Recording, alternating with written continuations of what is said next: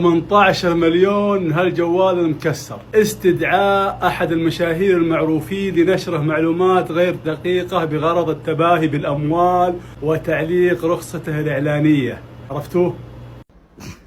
تدرون يا اخوان، ذا جوالي حق سنابي الموثق القديم، له ذكريات معي. هذا تدرون كم دخل علي؟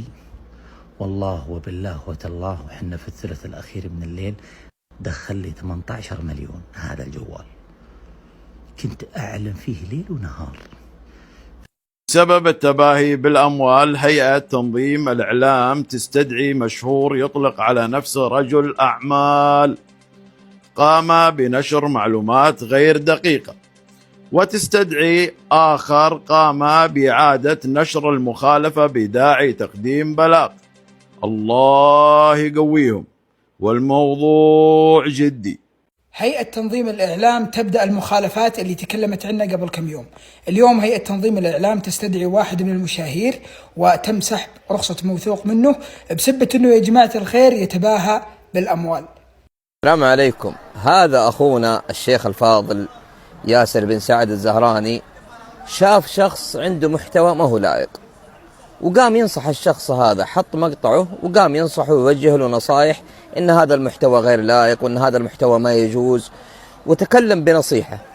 هيئة تنظيم الإعلام استدعوا أخونا الفاضل ياسر الزهراني وقالوا له أنت وقعت في مخالفة، إنك نصحت الشخص هذا وتكلمت عنه وخليت الناس يعرفونه من خلال مقطعك بشكل أكبر. المفروض أنك ما تسوي الشيء هذا، والمفروض أنك تبلغ عليه في هيئة تنظيم الإعلام، لها طريقة خاصة. ما تتكلم عليه قدام الناس وما تنصح قدام الناس والناس ما تعرف مقطعه عن طريقك. هذه السالفة كاملة وتكلم عنها الشيخ ياسر الزهراني. للأسف في بعض الحسابات قاموا يغطون على صورة ياسر الزهراني، وهيئة تنظيم الإعلام تستدعي ياسين لإعادة نشر مقطع مخالف. يعني شوهوا صورة الإنسان بغير وجه حق. فيا أخوان نصيحة لكل الحسابات، كل الحسابات المؤثرة والحسابات الكبيرة في جميع مواقع التواصل الاجتماعي، يا أخي انقل الخبر بصورته الحقيقية، لا تشوه صورة الناس، لا تحاول تشوه صورة الناس بشكل ما هو لائق. لأن الشخص هذا وغيره وكثير من الناس يا أخي عنده أهل وعنده ناس محبين وعنده ناس متابعين، فتشويه صورته بهذه الطريقة ترى ما يجوز. اليوم الشيخ ياسر الزهراني طلع بمقطع مستاء من الشيء اللي حاصل.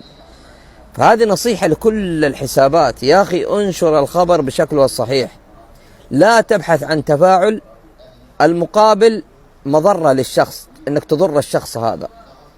نصيحة يا أخي، لا تضر الناس بهذا الشكل، انقل الخبر بالشكل الصحيح، لأن الناس ترى عندهم أهل ومحبين يعني ما يصح انك تشوه صورتهم بالطريقة هذه. فهذه والله رسالة لكل الحسابات، لا تحاول تشوه صورة الناس مقابل انك تكسب تفاعل. نصيحة. والله ما في الا قوة استدعاء جماعة الخير، كل ساعة استدعوا واحد.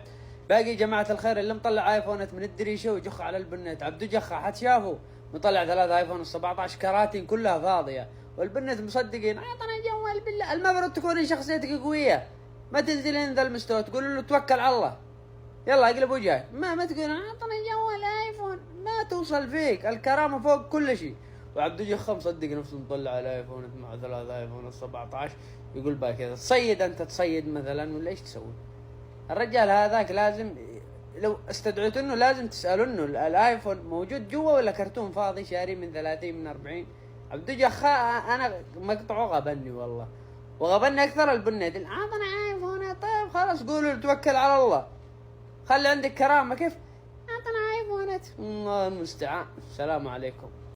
السلام عليكم، مساكم الله بالخير جميعا. أنا بشركم أني أنا بخير يا ربي لك الحمد. ولما رحت هيئة العامة للتنظيم والإعلام أنا رايح عند إخواني أصلا، هم ينبهوننا، هم يعلموننا، هم يدلونا للطريق الصواب الصحيح. حتى لا نقع في الأمر المحظور. الله يجزاهم خير.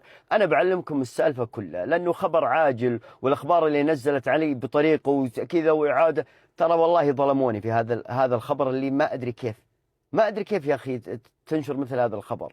الموضوع كله أني أنا انتقدت شخص أمس كان محتواه جدا ما عجبني وانتقدته، وطلع محتواه هو مخالف للقوانين والأنظمة. وأنا لما انتقدته هيئة الإعلام نادوني قال أبو سعد أنت انتقدته وأنت برضو وقعت في مخالفة. إنك إيش سويت؟ إنك رديت عليه وخليت الناس تعرف وخليت ينتشر المقطع. فأنت عندك هذه الجزئية. إذا شفت مثل هذه المقاطع، أي شخص مقاطع برا مخالف للقوانين والأنظمة الجديدة، كل اللي عليك إنك تدخل موقع هيئة التنظيم والإعلام وتنزل شكوى بطريقة. الأمر الثاني ولا من نفاذ، في جزئية كذا خاصة لهيئة التنظيم والإعلام.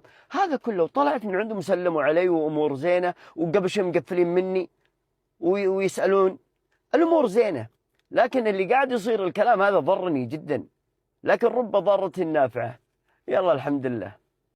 السلام عليكم ورحمة الله وبركاته، مساكم الله بالخير جميعا. أول شيء أشكر هيئة العامة للتنظيم والإعلام، أشكرهم جزيل الشكر على تنبيهي أول شيء أني واقع في شيء خطأ يا أبو سعد أنك تقع فيه، اللي هو تم نشر لي محتوى في إعادة نشر محتوى مخالف للوائح والأنظمة. فيا جماعة الخير، أي أحد يرى مقطع أو شيء مخالف للوائح والأنظمة، كل اللي عليك تروح هيئة العامة للتنظيم والإعلام مواقعهم، أو تخش على نفاذ وتشوف في خاصية الهيئة العامة للتنظيم والإعلام، حط المحتوى المخالف، حط رقم صاحب الحساب، وهم يكفونك في كل شيء. الله يجزاهم خير على هذا التنظيم الجدا جميل، وعلى تنبيههم لي أني وقعت ترى في خطأ، أنك نشرت مخالفة، سويت إعادة نشر للمخالفة.